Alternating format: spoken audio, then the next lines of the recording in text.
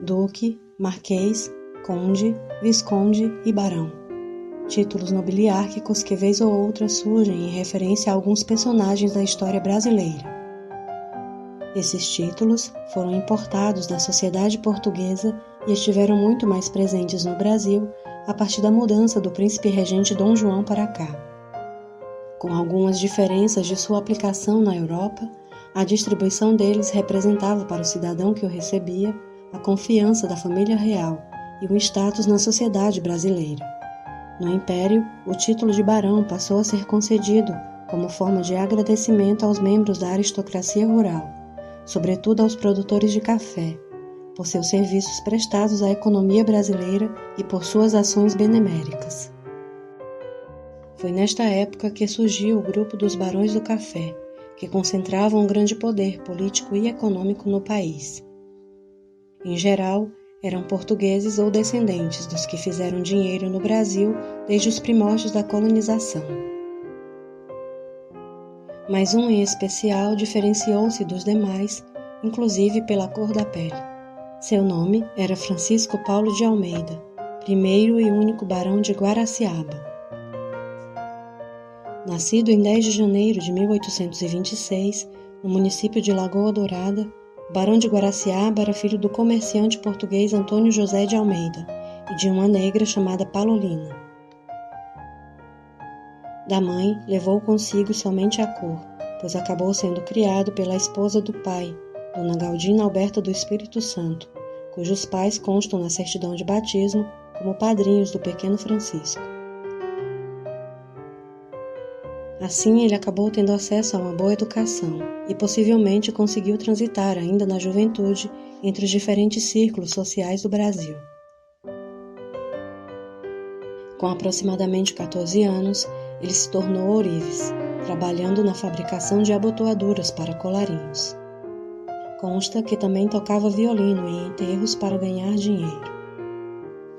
Um pouco mais velho, ele começou a trabalhar como tropeiro, período no qual sua rede de relacionamentos passou a incluir também alguns proprietários de fazenda. Dos 16 aos 20 anos, Francisco recebeu 2 heranças, uma de sua mãe de criação e outra da avó. E mais ou menos por esta época, ele adquiriu sua primeira propriedade, em Valença, no Rio de Janeiro. Por ter se casado com Dona Brasília Eugênia da Silva, ele se tornou sócio do sogro, um rico fazendeiro e comerciante.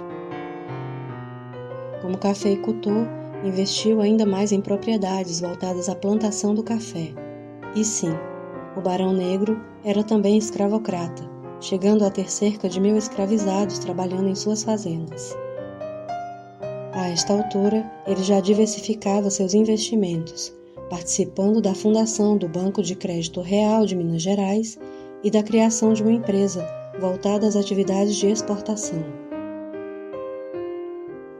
Francisco Paulo de Almeida estava no grupo dos empresários que via com bons olhos a modernização das atividades econômicas do país. Por isso, teve seu nome ligado às empresas que tratavam da imigração de asiáticos e também das companhias de construção das estradas de ferro do Brasil. Talvez por estar tão ligado a estas questões, ele tenha conseguido uma certa proximidade com a família real brasileira. O título de Barão de Guaraciaba foi concedido pela princesa Isabel em 1887, por ocasião de seu envolvimento na arrecadação de fundos para as órfãs da Santa Casa de Valência. Ele enviou alguns dos 18 filhos que teve com Dona Brasília para estudar na França, como era de costume das famílias abastadas da época, e segundo consta, ele próprio tinha facilidade com a língua francesa. O barão chegou a ser o dono de uma das maiores fortunas do país no século XIX, fruto não só das fazendas de café, mas dos variados investimentos feitos por ele. Aliás, devido a essa diversificação de investimentos e por estar ativo nos grupos empresariais favoráveis à modernização econômica do Brasil, diferente de muitos cafeicultores, o barão continuou muito rico mesmo após a abolição. O Barão de Guaraciaba morreu em 1901, aos 75 anos, na companhia de uma de suas filhas no Rio de Janeiro.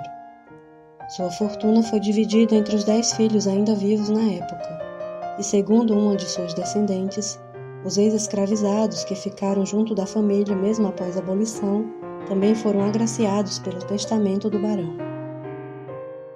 Hoje em dia, ainda existem algumas das suas fazendas com a estrutura original e o imóvel localizado em Petrópolis, que abriga atualmente a Câmara Municipal.